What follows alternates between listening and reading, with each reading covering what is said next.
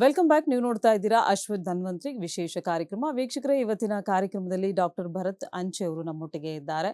So appendix ನ ಕುರಿತಾಗಿ ನಾವು ಮಾತಾಡ್ತಾ ಇದ್ದೀವಿ. ಈ ಅಪೆಂಡಿಕ್ಸ್ ಸಮಸ್ಯೆ ಅಂದ್ರೆ ಏನು, ಯಾವ ರೀತಿಯಾಗಿರುತ್ತೆ, ಯಾವೆಲ್ಲ ಕಾರಣಗಳಿಂದ ಇತ್ತೀಚಿನ ದಿನಗಳಲ್ಲಿ ಈ ಅಪೆಂಡಿಕ್ಸ್ ಸಮಸ್ಯೆ ಅನ್ನೋದು ಹೆಚ್ಚಾಗ್ತಾ ಇದೆ, ಇನ್ನು ಇದಕ್ಕೆ ಯಾವ ರೀತಿಯಾದಂಥ ಏಜ್ ಲಿಮಿಟ್ ಇದೆ, ಯಾವ ಏಜ್ ಅಲ್ಲಿ ಯಾವ ರೀತಿಯಾದಂಥ ಸಿಂಪ್ಟಮ್ಸ್ ನ ನೋಡಬಹುದು, ವ್ಯಕ್ತಿಯಿಂದ ವ್ಯಕ್ತಿಗೆ ಸಿಂಪ್ಟಮ್ ಚೇಂಜ್ ಆಗುತ್ತಾ, ಇದರ ಕುರಿತಾಗಿ ಒಂದಷ್ಟು ಮಾಹಿತಿಯನ್ನು ಡಾಕ್ಟರ್ ನಮಗೆ ನೀಡಿದ್ದಾರೆ. ಇನ್ನು ಇನ್ವೆಸ್ಟಿಗೇಷನ್ ಅಂದ್ರೆ ಯಾವ ರೀತಿ ಆಗಿರುತ್ತೆ, ಅಂದ್ರೆ ಇದನ್ನು ಯಾವ ರೀತಿ ಕಂಡುಹಿಡಿಯಲಾಗತ್ತೆ, ಯಾವೆಲ್ಲ ಟೆಸ್ಟ್ಗಳನ್ನ ಮಾಡಿಸ್ಕೊಳ್ಬೇಕಾಗತ್ತೆ, ಇದರ ಕುರಿತಾಗಿ ಮಾಹಿತಿಯನ್ನು ಪಡ್ಕೊಳ್ಳೋಣ.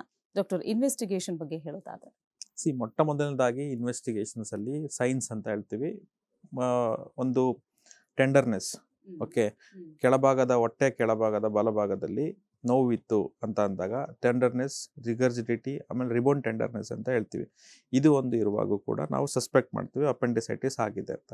ಅದಾದ ನಂತರ ನಮ್ಗೆ ಏನಾಗುತ್ತೆ, ಇಮಿಡಿಯೇಟಾಗಿ ನಾವು ಮಾಡಬೇಕಂದ್ರೆ ಅಲ್ಟ್ರಾಸೌಂಡ್ ಅಬ್ಡಮನ್ ಅಂತ ಹೇಳ್ತೀವಿ. ಅಂದರೆ ಸೊ ನಾನ್ ಇನ್ವೇಸಿವ್ ಇನ್ವೆಸ್ಟಿಗೇಷನ್ಸ್. ಸೊ ಅಲ್ಟ್ರಾಸೌಂಡ್ ಮಾಡಿದಾಗ ಏನಾಗುತ್ತೆ, ಅಪೆಂಡಿಕ್ಸಲ್ಲಿ ದಪ್ಪ ಆಗಿರುತ್ತೆ, ಎನ್ಲಾರ್ಜ್ ಆಗಿರುತ್ತೆ. ಕೆಲವೊಂದು ಸಲ ದಪ್ಪ ಆಗಿದ್ದಾಗ ಇಂಡಿಕೇಶನ್ಸ್ ಏನಾಗುತ್ತೆ ಅಂತಂದಾಗ ಅಪೆಂಡಿಕ್ಸ್ ಇನ್ಫೆಕ್ಷನ್ ಆಗಿದೆ, ಯಾಕಂದರೆ ಅಲ್ಲಿ ರೋಗಾಣು ಸೇರ್ಕೊಂಡಿದೆ ಪ್ಲಸ್ ಕ್ಯೂ ಆಗಿದೆ ಅನ್ನೋದು ಗೊತ್ತಾಗುತ್ತೆ.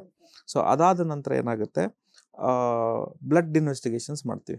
ಈ ಬ್ಲಡ್ ಇನ್ವೆಸ್ಟಿಗೇಷನ್ಸಲ್ಲಿ ಟೋಟಲ್ ಕೌಂಟನ್ನು ನೋಡ್ತೀವಿ, total WBC count. So WBC count, white blood cell count infection ಇರೋ ಕಾರಣ, ಬ್ಯಾಕ್ಟೀರಿಯಾ ಇನ್ಫೆಕ್ಷನ್ ಆಗಿರೋದ್ರಿಂದ ಮೋರ್ ದೆನ್ 11,000 ಇರುತ್ತೆ, ಅಥವಾ 15,000, 18,000, 22,000 ಈ ರೀತಿ. ಪಸ್ ಆಗಿತ್ತಂತಂದರೆ ಸೆಪ್ಸಿಸಲ್ಲಿ ಇರ್ತಾರೆ, ಯಾಕಂದರೆ ಆ ಆರ್ಗನಿಂದ ಬೇರೆ ಆರ್ಗನ್ಗೆ ಇನ್ಫೆಕ್ಷನ್, ಯಾವುದೋ ಬ್ಲಾಡರ್ ಆಗಿರ್ಬೋದು, ಅಂದರೆ ಮೂತ್ರಚೀಲ ಆಗಿರ್ಬೋದು, ಅಥವಾ ಇಂಟೆಸ್ಟನ್ ಆಗಿರ್ಬೋದು, ಸ್ಮಾಲ್ ಇಂಟೆಸ್ಟನ್ ಆಗಿರ್ಬೋದು, ಇದು ಕೂಡ ನಮಗೆ ಒಂದು ತೋರಿಸುತ್ತೆ. ಅಂದರೆ leucocytosis count more then 11,000 indicates there is a infection in the human body. So that was ಆ WBC ನೋಡ್ತೀವಿ. ಮತ್ತು ಅದೇ ರೀತಿ ಬೇರೆ ಆ ಆರ್ಗನ್ಗೆ ಇನ್ವಾಲ್ವ್ ಆಗಿದೆಯಾ ಅಂದರೆ ಕಿಡ್ನಿಗಾಗಿದೆಯಾ, ರೀನಲ್ ಫಂಕ್ಷನ್ ಟೆಸ್ಟ್ ಅಂತ ಹೇಳ್ತೀವಿ, ಲಿವರ್ ಫಂಕ್ಷನ್ ಟೆಸ್ಟ್ ಅಂತ ಹೇಳ್ತೀವಿ, ಆಮೇಲೆ ಎಲೆಕ್ಟ್ರೋಲೈಟ್ಸ್ ಅಂತ ಹೇಳ್ತೀವಿ. ಯಾಕಂದರೆ ಎಲೆಕ್ಟ್ರೋಲೈಟ್ಸಲ್ಲಿ ಸೋಡಿಯಂ, ಪೊಟ್ಯಾಷಿಯಂ, ಕ್ಯಾಲ್ಶಿಯಂ ಅಂತ ಬರುತ್ತೆ, ಕ್ಲೋರೈಡ್ ಅಂತ ಬರುತ್ತೆ. ಇದು ಕೂಡ ಆಲ್ಟ್ರೇಷನ್ಸ್ ಆಗಿರುತ್ತೆ. ಯಾವಾಗ ಇನ್ಫೆಕ್ಷನ್ ಜಾಸ್ತಿ ಆಗಿರುತ್ತೆ, ಮನುಷ್ಯ ಅಥವಾ ರೋಗಿ ಸೆಪ್ಸಿಸಲ್ಲಿರ್ತಾರೆ. ಸೊ ಆ ಸೆಪ್ಸಿಸಲ್ಲಿರುವಾಗ ಈ ಅದರ್ ಆರ್ಗನ್ಸ್ ಆಲ್ಸೋ ಇನ್ವಾಲ್ವ್ ಆಗಿ ಕಿಡ್ನಿಗೆ ತೊಂದರೆ ಆಗಿರ್ಬೋದು, ಲಿವರಿಗೆ ತೊಂದರೆ ಆಗಿರ್ಬೋದು, ಹೋಲ್ ಬಾಡಿ ಎಲೆಕ್ಟ್ರೋಲೈಟ್ಸಿಗೆ ಅಂದರೆ ಸೋಡಿಯಂ ಕಮ್ಮಿ ಆಗಿರ್ಬೋದು, ಅಥವಾ ಪೊಟ್ಯಾಷಿಯಮ್ಸ್ ವೇರಿಯೇಷನ್ಸ್ ಆಗಿರ್ಬೋದು, ಕ್ಲೋರೈಡ್ ವೇರಿಯೇಷನ್ಸ್ ಆಗಿರ್ಬೋದು, ಇದನ್ನು ಕೂಡ ನೋಡಿಕೊಂಡು ಈ ಇನ್ವೆಸ್ಟಿಗೇಷನ್ಸ್ ಮಾಡ್ಕೊಳ್ತೀವಿ. ಮತ್ತು ಯೂರಿನ್ ರೂಟೀನ್, ಈ ಅಪೆಂಡಿಸೈಟಿಸ್ ಯಾವಾಗ ತೊಂದರೆ ಆಗುತ್ತೆ ಅಂತಂದರೆ ಎಸ್ಪೆಷಲಿ ಹೆಣ್ಮಕ್ಳಲ್ಲಿ ಯೂರಿನರಿ ಇನ್ಫೆಕ್ಷನ್ ಆಗಿದ್ದಾಗಲೂ ಕೂಡ ಆ ಇನ್ಫೆಕ್ಷನ್ಸು ಅಪೆಂಡಿಕ್ಸ್ಗೂ ಕೂಡ ಟರ್ನ್ ಆಗಿರುತ್ತೆ. ಸೊ ಎರಡೂ ಕಡೆ ಇನ್ಫೆಕ್ಷನ್ ಇರುವಾಗ will start antibiotic. So antibiotic start ಮಾಡಿದಾಗ ಏನಾಗುತ್ತೆ, ಇನ್ಫೆಕ್ಷನ್ಸ್ ಕಮ್ಮಿ ಆಗ್ತಾ ಹೋಗುತ್ತೆ. ಸೊ ಕೆಲವೊಂದ್ಸಲ ಇನ್ಫೆಕ್ಷನ್ಸ್ ಕಮ್ಮಿ ಆದಾಗ ಯಾವುದೇ ಶಸ್ತ್ರಚಿಕಿತ್ಸೆ ಇಲ್ಲದೆ ಕೂಡ ಟ್ರೀಟ್ಮೆಂಟ್ ಮಾಡೋ ಅವಕಾಶಗಳು ಕೂಡ ಇರುತ್ತೆ. ಇನ್ನು ಡಾಕ್ಟರ್, ಕಾಂಪ್ಲಿಕೇಶನ್ಸ್ ಅಂತ ಬಂದ್ರೆ ಯೂಶಲಿ ಏನು ಅಂತ ಹೇಳಿದ್ರೆ, ಇನಿಷಿಯಲ್ ಸ್ಟೇಜಸ್ ಅಲ್ಲಿ ಯಾವುದೇ ಕಾಯಿಲೆಗಳಾಗಿರ್ಬೋದು ನಾವು ನೆಗ್ಲೆಕ್ಟ್ ಮಾಡ್ತೀವಿ. ಸೊ ಒಂದು ಪೀಕಿಗೆ ಹೋದಾಗ ನಿಮ್ಮನ್ನ ಬಂದು ಭೇಟಿ ಮಾಡ್ತೀವಿ. ಸೊ ಅಂತ ಸಂದರ್ಭದಲ್ಲಿ ಕಾಂಪ್ಲಿಕೇಶನ್ಸ್ ಅಂತ ಬಂದ್ರೆ ಯಾವ ರೀತಿಯಾಗಿ ನೋಡಬಹುದು? ಕಾಂಪ್ಲಿಕೇಶನ್ ಅಂತಂದ್ರೆ ಜ್ವರ ಹೋಗೋತಿರಲಿಲ್ಲ, ಜಾಸ್ತಿ ವಾಮಿಟ್ ಆಗ್ತಾ ಇರುತ್ತೆ, ಆಮೇಲೆ ಅತಿಯಾದ ಹೊಟ್ಟೆ ನೋವು ಇರುತ್ತೆ.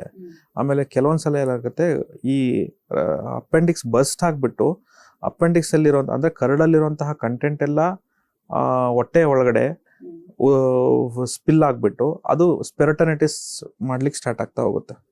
ಸೊ ಪೆರಟೈನಿಟಿಸ್ ಆದಾಗ ಲೋಕಲೈಸ್ ಇನ್ಫೆಕ್ಷನ್ ಇದ್ದು ಜನರಲೈಸ್ ಆಗಿಬಿಡ್ತದೆ. ಸೊ ಅವಾಗ ಈ ಪರಿಸ್ಥಿತಿ ನಮಗೆ ತುಂಬ ತೊಂದರೆ ಆಗ್ತದೆ.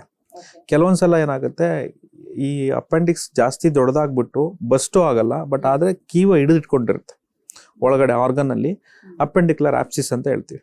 ಸೊ ಈ ಆಪ್ಸಿಸ್ ಅನ್ನೋದು ಕೂಡ ಕಾಂಪ್ಲಿಕೇಶನ್ ಆಫ್ ಅಪೆಂಡಿಸೈಟಿಸ್. ಸೊ ಚಿಕ್ಕದಾಗಿದ್ದನ್ನ ನಾವು ದೊಡ್ಡದಾಗಿ ಮಾಡ್ಕೊಂಡ್ವಿ. ಸೊ ಚಿಕ್ಕದಾಗಿರುವಾಗ ಅಪೆಂಡಿಸೈಟಿಸ್ ಅಲ್ಲಿ ಪರ್ಟಿಕ್ಯುಲರ್ ಆಂಟಿಬಯೋಟಿಕ್ಸ್ ಕರೆಕ್ಟಾಗಿ ತಗೊಂಡ್ರೆ 3 to 5 days ಯಾವ ಇನ್ಫೆಕ್ಷನ್ಸು ಕೂಡ ಮಾಯ ಆಗುತ್ತೆ. ಆಮೇಲೆ ಅಂಥ ರೋಗಿಗೆ ಆಪರೇಷನ್ಸು ಬೇಡ. ಬಟ್ ಈ ಕಾಂಪ್ಲಿಕೇಶನ್ಸ್ ಆದಾಗ ಡಿಫ್ರೆಂಟ್ ಆಪರೇಷನ್ಸ್ ಬೇಕಾಗುತ್ತೆ. ಕೆಲವೊಂದ್ಸಲ ಏನಾಗುತ್ತೆ ಅಂತ ಹೇಳಿದ್ರೆ, ಈ ಕಾಂಪ್ಲಿಕೇಶನ್ ಜಾಸ್ತಿ ಆಗಿ ಆ ಇನ್ಫೆಕ್ಷನ್ಸು ಬೇರೆ ದೊಡ್ಡ ಕರಳು ಮತ್ತು ಸಣ್ಣ ಕರಳು ಮೇಲೂ ಬಿದ್ದಾಗ ನಾವು ಆ ಫುಲ್ ಪೋರ್ಷನ್ಸ್ ತೆಗಿಬೇಕಾಗತ್ತೆ. ಅಂದರೆ ರೈಟ್ ಹೆಮಿಕೋಲೆಕ್ಟಮಿ ಕೂಡ ಮಾಡಬೇಕಾಗುತ್ತೆ. ಸೊ ಈ ಸಿವಿಯರಿಟಿನ ನಾವು ನೋಡಿಕೊಂಡು ಡಿಸಿಷನ್ ತಗೊಂಡು ಟ್ರೀಟ್ಮೆಂಟ್ ಮಾಡ್ತೀವಿ. ಇವತ್ತಿನ ದಿನದಲ್ಲಿ ನಮಗೆ ಲ್ಯಾಪ್ರೋಸ್ಕೋಪಿಕ್ ಬಂದಿದೆ. ಸೊ ಲೇಸರಲ್ಲಿ ಆಗುವಂತಹ ಟ್ರೀಟ್ಮೆಂಟ್ ಕೂಡ ಇದೆ. ಈ ಲ್ಯಾಪ್ರೋಸ್ಕೋಪಿಕ್ ಅಲ್ಲಿ ಏನ್ ಮಾಡ್ತೀವಿ ಅಂತಂದ್ರೆ, ಜಸ್ಟ್ ಒಂದು ದುರ್ಬೀನ್ ಹಾಕ್ಬಿಟ್ಟು ಒಳಗಡೆ ಏನಾಗಿದೆ ಅನ್ನೋದು ನೋಡ್ತೀವಿ. ಜಸ್ಟ್ ಒಂದು 10 ಮಿಲಿಮೀಟರ್ ಓಪನ್ ಮಾಡ್ತೀವಿ. ಓಪನ್ ಮಾಡಿ ಒಳಗಡೆ ಹೋಗಿ ದುರ್ಬೀನ್ ಹಾಕಿ ಏನಾಗಿದೆ ಅನ್ನೋ ನೋಡಿಕೊಂಡು ನೆಕ್ಸ್ಟ್ ಇನ್ನ 2 ಪೋರ್ಟ್ ಹಾಕ್ತೀವಿ, 5 ಮಿಲಿಮೀಟರ್ 5 ಮಿಲಿಮೀಟರ್. ಅಲ್ಲಿಂದ ನಾವು ಅದನ್ನೇ ಹ್ಯಾಂಡ್ ಥರ ಮಾಡಿಕೊಂಡು ಸೊ ಇರೋ ಆರ್ಗನ್ನಲ್ಲಿ ಎಲ್ಲಿ ಇನ್ಫೆಕ್ಷನ್ಸ್ ಇದೆ ನೋಡಿ ಆ ಇನ್ಫೆಕ್ಷನ್ನ ಪ್ರಿವೆಂಟ್ ಮಾಡಿಕೊಂಡು ಆ ಇನ್ಫೆಕ್ಷನ್ ಆಗಿರೋ ಪಾರ್ಟ್ ಮಾತ್ರ ಪೋರ್ಟ್ ಮುಖಾಂತರ ತೆಗಿತೀವಿ. ಸೊ ಅವಾಗ ಏನಾಗುತ್ತೆ, ಒಂದು ಈಗ ಹಣ್ಣಿನ ಬುಟ್ಟಿಯಲ್ಲಿ ಅಥವಾ ಒಂದು ಟೊಮಾಟೊ ಹಣ್ಣಲ್ಲಿ ಒಂದು ಕೊಳೆತಣ್ಣಿದ್ರೆ ನಾವೇನು ಮಾಡ್ತೀವಿ, ಆ ಕೊಳೆತಣ್ಣನ್ನು ನಾವು ತೆಗಿತೀವಿ, ಬಾಕಿ ಇರುವಂಥ ಹಣ್ಣೆಲ್ಲ ಚೆನ್ನಾಗಾಗುತ್ತೆ. ಸೊ ಅದೇ ರೀತಿ ಇಲ್ಲೂ ಕೂಡ ಮನುಷ್ಯನ ದೇಹದಲ್ಲಿ ಯಾವಾಗ ಅಪೆಂಡಿಕ್ಸ್ ಅನ್ನೋದು ಇನ್ಫೆಕ್ಷನ್ಸ್ ಆಗಿ ಫುಲ್ ತೊಂದರೆ ಮಾಡಿರುತ್ತೆ ಅವಾಗ ನಾವು ದುರ್ಬೀನ್ ಹಾಕಿ ಲ್ಯಾಪ್ರೋಸ್ಕೋಪಿಕಲ್ಲಿ ಆಪರೇಷನ್ ಮಾಡಿ ಆ ಕೊಳ್ತಿರೋ ಭಾಗ ಮಾತ್ರ ಕಟ್ ಮಾಡಿ ತೆಗಿತೀವಿ. ಸೊ ನೆಕ್ಸ್ಟ್ ಏನು ಮಾಡ್ತೀವಿ, ಆಂಟಿಬಯೋಟಿಕ್ ಆ್ಯಡ್ ಮಾಡ್ತಾ ಹೋಗ್ತೀವಿ. ಸೊ ಅದಕ್ಕೆ ಸಪೋರ್ಟಿವ್ ಏನೇನಿದೆ, ಕೆಲವೊಂದ್ಸಲ ಪಸ್ನ ಕಲ್ಚರ್ ಕಳಿಸ್ತೀವಿ. ಸೊ ಇನ್ವೆಸ್ಟಿಗೇಷನ್ಸಲ್ಲಿ ಪಸ್ ಫಾರ್ ಕಲ್ಚರ್ ಸೆನ್ಸಿಟಿವಿಟಿ ಅಂತ, ಅದರಲ್ಲಿ ಯಾವ ಆರ್ಗ್ಯಾನಿಸಮ್ಸ್ ಡಿಟೆಕ್ಟ್ ಆಗುತ್ತೆ ಅನ್ನೋದು ನೋಡ್ಬಿಟ್ಟು ಅದ್ರ ಪ್ರಕಾರವಾಗಿ ಯಾವುದು ಸೆನ್ಸಿಟಿವ್ ಇದೆ ಆಂಟಿಬಯೋಟಿಕ್ ಅನ್ನೋದು ನೋಡಿಕೊಂಡು ಆಂಟಿಬಯೋಟಿಕ್ ಸ್ಟಾರ್ಟ್ ಮಾಡ್ತೀವಿ. So it is a all together it is a cumulative work. So if it delay it will endangers. Sometimes ಏನಾಗುತ್ತೆ, ಡಯಾಬಿಟಿಕ್ ಇರುವಂತಹ ಪೇಷಂಟ್ಸ್ಗೆ ಈ ಅಪೆಂಡಿಕ್ಸ್ ಅಂತ ಇನ್ಫೆಕ್ಷನ್ ಕಾಸ್ ಮಾಡೋದು ತುಂಬ ವೇಗವಾಗಿ ಸ್ಪ್ರೆಡ್ ಆಗಿಬಿಡುತ್ತೆ. ಸೊ ಸ್ಪ್ರೆಡ್ ಆದಾಗ ಏನಾಗುತ್ತೆ, ಅಲ್ಲಿರುವಂತಹ ಆರ್ಗನ್ ಪಕ್ಕದಲ್ಲಿರುವಂತಹ ಆರ್ಗನ್ಗೂ ಕೂಡ ಇಂಜುರಿ ಆಗುತ್ತೆ, ತೊಂದರೆ ಆಗುತ್ತೆ, ಇನ್ಫೆಕ್ಷನ್ ಜಾಸ್ತಿ ಆಗುತ್ತೆ. ಸೊ ಅದನ್ನು ನೋಡಿಕೊಂಡು ಪ್ರಿವೆಂಟ್ ಮಾಡಿ ಶುಗರ್ ಲೆವೆಲ್ ಕಂಟ್ರೋಲ್ ಮಾಡಿ ಪ್ಲಸ್ ಸರ್ಜರಿ ಬೇಕಾ ಅಥವಾ ಮೆಡಿಸಿನ್ಸಲ್ಲೇ ಗುಣ ಆಗ್ತಾರಂತ ನೋಡಿಕೊಂಡು ರೆಡಿ ಮಾಡಿ ಕೊಡ್ತೀವಿ. ಓಕೆ. ಇನ್ನು ಕೊನೆಯದಾಗಿ ಟ್ರೀಟ್ಮೆಂಟ್ ವಿಚಾರಕ್ಕೆ ಬಂದರೆ ಈ ಅಪೆಂಡಿಕ್ಸ್ ಸಮಸ್ಯೆಗೆ ಟ್ರೀಟ್ಮೆಂಟ್ ಯಾವ ರೀತಿ ಆಗಿರುತ್ತೆ? ಸೊ ಇನಿಷಿಯಲ್ ಸ್ಟೇಜಸಲ್ಲೇ ನೀವು ಡಾಕ್ಟರ್ನ ಭೇಟಿ ಆಗೋದ್ರಿಂದ ಆಪ್ರೇಷನಿಂದ ಮುಕ್ತಿ ಪಡಿಬೋದು. ಅಂದರೆ ಆಪ್ರೇಷನ್ ಮಾಡೇ ಅಪೆಂಡಿಕ್ಸ್ನ ತೆಗೆದ್ಬಿಟ್ರು. ಸೊ ಈ ಮಾತುಗಳನ್ನು ನಾವು ಸರ್ವೇ ಸಾಮಾನ್ಯವಾಗಿ ಕೇಳಿದ್ದೀವಿ. ಆಪ್ರೇಷನ್ ಇಲ್ಲದೆ ಈ ಅಪೆಂಡಿಕ್ಸ್ ಸಮಸ್ಯೆಯಿಂದ ದೂರ ಉಳಿಬಹುದಾ ಅಥವಾ ಇದಕ್ಕೆ ಟ್ರೀಟ್ಮೆಂಟ್ ಇದೆಯಾ? ಯಾವ ರೀತಿ ಆಗಿರುತ್ತೆ ಟ್ರೀಟ್ಮೆಂಟ್? ಇನ್ನು ಟ್ರೀಟ್ಮೆಂಟ್ ತಗೊಳ್ಳೋಕ್ಕೆ ಏನೆಲ್ಲ ಮುನ್ನೆಚ್ಚರಿಕೆಗಳನ್ನು ನೀವು ವಹಿಸಬೇಕಾಗತ್ತೆ ಡಾಕ್ಟರ್? ಕೊನೆಯದಾಗಿ ಟ್ರೀಟ್ಮೆಂಟ್ ವಿಚಾರಕ್ಕೆ ಬಂದರೆ ಟ್ರೀಟ್ಮೆಂಟಲ್ಲಿ 100 ಜನಕ್ಕೆ ಅಪೆಂಡಿಸೈಟಿಸ್ ಆಗಿದ್ದಾಗ ಅದಕ್ಕೆ ಆಪ್ರೇಷನ್ ಬೇಕಾಗಿರೋದು ಬರೀ 15 ಜನಕ್ಕೆ ಮಾತ್ರ. ಅಂದರೆ 15%ಗೆ ಮಾತ್ರ ನಾವು ಆಪ್ರೇಷನ್ ಮಾಡೋಕ್ಕೆ ಸಾಧ್ಯ ಅಥವಾ ಮಾಡ್ತಾ ಇದ್ದೀವಿ. ಇನ್ನು 85% ರೋಗಿಗಳಿಗೆ ಬರೀ ಮೆಡಿಸಿನ್ಸಲ್ಲಿ ಕೊಟ್ಟು ಟ್ರೀಟ್ಮೆಂಟ್ ಕೊಡ್ತೀವಿ. ಈಗ ಮಕ್ಕಳಲ್ಲಿ ನಾವು ಹೇಳಿದ್ವಿ, ಮಕ್ಕಳಲ್ಲಿ ಈ ಅಪೆಂಡಿಸೈಟಿಸ್ ಅನ್ನೋದು ಮಿಸೆಂಟ್ರಿಕ್ ಲಿಂಫಾಡಿನೈಟಿಸ್ ಥರ ಆಗುತ್ತೆ. Infection causes in appendix but the lymph nodes of the mesentery will get enlarged. So ಇಂಥ ಪರಿಸ್ಥಿತಿ ಬಂದಾಗ ಮಕ್ಕಳಿಗೆ ನಾವೇನು ಮಾಡ್ತೀವಿ, ಆಂಟಿಬಯೋಟಿಕ್ಗೆ ಕೊಟ್ಟು 3 to 5 days ಆಂಟಿಬಯೋಟಿಕ್ ಕೊಟ್ಟು ಆ ಇನ್ಫೆಕ್ಷನ್ಸ್ ಕಮ್ಮಿ ಮಾಡ್ತೀವಿ. ಅದೇ ರೀತಿ ವಯಸ್ಕರಲ್ಲೂ ಕೂಡ ಫಸ್ಟು ಸೈನ್ಸ್ ಅಂಡ್ ಸಿಂಪ್ಟಮ್ಸ್ ನೋಡಿಕೊಂಡು ಬರೀ ಓರಲ್ ಮೆಡಿಸಿನ್ಸ್ ಹಾಕ್ತೀವಿ. ಅಂದರೆ ಓರಲ್ ಅಂತಂದರೆ ಬಾಯಲ್ಲಿ ತಗೊಂಡ ಮಾತ್ರೆಗಳನ್ನ ಕೊಡ್ತೀವಿ, ಸಾಧಾರಣ ಮಾತ್ರೆಗಳು ಕೊಟ್ಬಿಟ್ಟು ಆಂಟಿಬಯೋಟಿಕ್ ಕೊಟ್ಟು ಗುಣ ಮಾಡಿಸ್ತೀವಿ.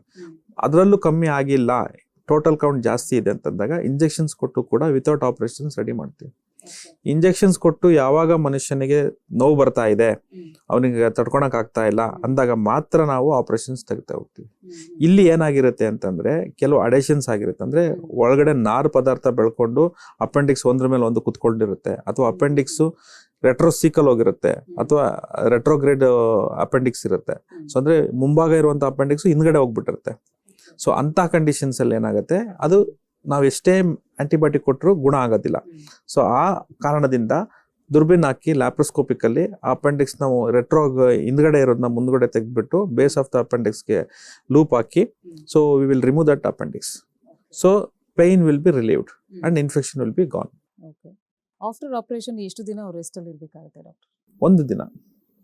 ಸೊ ಇವತ್ತಿನ ದಿನದಲ್ಲಿ ಮಾಡುವಂತಹ ಅಪ್ಡೇಟೆಡ್ ಸರ್ಜರೀಸ್ ಅಲ್ಲಿ ಆ ರೋಗಿಗೆ 1 ದಿನ ಗುಣ ಆಗಿ ನೆಕ್ಸ್ಟ್ ದಿನ ಹಾಸ್ಪಿಟಲಿಂದ ಡಿಸ್ಚಾರ್ಜ್ ಮಾಡೋ ಅನ್ನೋದು 99% ಇದೆ. ಎಲ್ಲೋ 1% ಮಾತ್ರ ಇದು ಎಕ್ಸ್ಟೆಂಡ್ ಆಗುತ್ತೆ, ಒಂದು 2 to 3 days depending upon the infections. ಕೆಲವೊಂದ್ಸಲ ಏನು ಮಾಡ್ತೀವಿ, ಯಾವಾಗ ಆ ರೋಗಿಗೆ ಆಪರೇಷನ್ ಮಾಡ್ಲಿಕ್ಕೆ ಬರೋದಿಲ್ಲ, ಅದು ಆಪ್ಸಿಸ್ ಆಗಿದೆ ಅಂತ ಗೊತ್ತಾದಾಗ ಆಪ್ಸಿಸ್ ಕರಗೋವರೆಗೂ ಕೂಡ ನಾವು 5 ದಿನದಿಂದ 7 ದಿನವರೆಗೆ ಆಂಟಿಬಯೋಟಿಕ್ ಕೊಟ್ಟು ಆಪ್ಸಿಸ್ ಕರಗಾಗಿದ್ಮೇಲೆ 45 days ಬಿಟ್ಟು ನಂತರ ಆಪರೇಷನ್ ಮಾಡಿ ಗುಣಪಡಿಸ್ತೀವಿ. ಇನ್ನು ಆಫ್ಟರ್ ಆಪರೇಷನ್ ಅವ್ರದ್ದು ಫುಡ್ ಸ್ಟೈಲ್ ಅಲ್ಲಿ ಏನಾದ್ರು ಚೇಂಜಸ್ ಹೇಳ್ತೀರಾ? ಫುಡ್ ಸ್ಟೈಲಲ್ಲಿ ಅಂತಂದ್ರೆ ಮೊದಲನೇದಾಗಿ ಅತಿಯಾದ ಅಡಿಕ್ವೇಟ್ ವಾಟರ್ ಕುಡಿಬೇಕಂದ್ರೆ ನೀರನ್ನ ಒಂದು 3 to 3.5 ಲೀಟರ್ಸ್ ನೀರು ತಗೋಬೇಕಾಗತ್ತೆ. ಮಲಬದ್ಧತೆ ಮಾಡ್ಕೋಬಾರ್ದು. ಶುಚಿತ್ವವಾದ ಆಹಾರವನ್ನು ಸೇವಿಸಬೇಕಾಗತ್ತೆ. ಸೊ ಯಾವುದೇ ಜಂಕ್ ಫುಡ್ಸ್ ತಿಂದಾಗಲೂ ಕೂಡ ಈ ತೊಂದರೆ ಆಗುತ್ತೆ. ಅದನ್ನ ಜಂಕ್ ಫುಡ್ಸ್ ಅವಾಯ್ಡ್ ಮಾಡ್ಲಿಕ್ಕೆ ಹೇಳ್ತೀವಿ. ಸೊ ಯಾವ ಪದಾರ್ಥ ಇದ್ರೂ ಕೂಡ ಅದನ್ನ ಸರಿಯಾದ ರೀತಿಯಲ್ಲಿ ಬಾಯ್ಲ್ ಮಾಡಿ ಅದಕ್ಕೆ ಬ್ಯಾಕ್ಟೀರಿಯಾಸ್ ಆಗಿರ್ಬೋದು, ವೈರಸ್ ಆಗಿರ್ಬೋದು, ಅದೆಲ್ಲ ಇಲ್ಲದೆ ಆಹಾರ ಸೇವಿಸಿದಾಗ ಈ ರೀತಿಯ ಅಪೆಂಡಿಸೈಟಿಸ್ ಅಥವಾ ಅಪೆಂಡಿಕ್ಸ್ ಇನ್ಫೆಕ್ಷನ್ ಅಥವಾ ಬಾಡಿಯಲ್ಲಿರುವಂಥ ಯಾವುದೇ ರೋಗದ ಕೂಡ ಬರಲಿಕ್ಕೆ ಚಾನ್ಸಸ್ ಇರೋದಿಲ್ಲ. ಓಕೆ ಓಕೆ ಡಾಕ್ಟರ್, ಇದುವರೆಗೂ ಕಾರ್ಯಕ್ರಮದಲ್ಲಿ ಭಾಗವಹಿಸಿ ಸಾಕಷ್ಟು ಮಾಹಿತಿ ನಮಗೆ ನೀಡಿದ್ದೀರಾ. Thank you so much. ಧನ್ಯವಾದಗಳು. ವೀಕ್ಷಕರೇ, ಇವತ್ತಿನ ಕಾರ್ಯಕ್ರಮದಲ್ಲಿ ಅಪೆಂಡಿಕ್ಸ್ನ ಕುರಿತಾಗಿ ಒಂದಷ್ಟು ಮಾಹಿತಿಯನ್ನು ನೀಡಿದ್ದೀವಿ. ಅಪೆಂಡಿಕ್ಸ್ ಅಂದರೆ ಏನು, ಹಾಗೆ ಯಾರಲ್ಲಿ ಇದು ಹೆಚ್ಚಾಗಿ ಕಾಣಿಸ್ಕೊಳ್ಳುತ್ತೆ, ಇದಕ್ಕೆ ಕಾರಣಗಳೇನು, ಸಿಂಪ್ಟಮ್ಸ್ ಅಂದರೆ ಯಾವ ರೀತಿ ಆಗಿರುತ್ತೆ, ಇನ್ನು ಕಾಂಪ್ಲಿಕೇಶನ್ಸ್ ಹೇಗಿರುತ್ತೆ, ಟ್ರೀಟ್ಮೆಂಟ್ ವಿಚಾರಕ್ಕೆ ಬಂದರೆ ಟ್ರೀಟ್ಮೆಂಟ್ ಹೇಗಿರುತ್ತೆ, ಇದರ ಕುರಿತಾಗಿ ಒಂದಷ್ಟು ಮಾಹಿತಿಯನ್ನು ನೀಡಿದ್ದೀವಿ. ಕಾರ್ಯಕ್ರಮದಿಂದ ಎಲ್ಲರಿಗೂ ಉಪಯುಕ್ತವಾಗಿದೆ ಅಂತ ಭಾವಿಸ್ತಾ ಕಾರ್ಯಕ್ರಮವನ್ನು ಮುಕ್ತಾಯಗೊಳಿಸ್ತಾ ಇದ್ದೀವಿ. ಮತ್ತೆ ನಿಮ್ಮ ಭೇಟಿ ಮುಂದಿನ ಸಂಚಿಕೆಯಲ್ಲಿ. ಧನ್ಯವಾದಗಳು.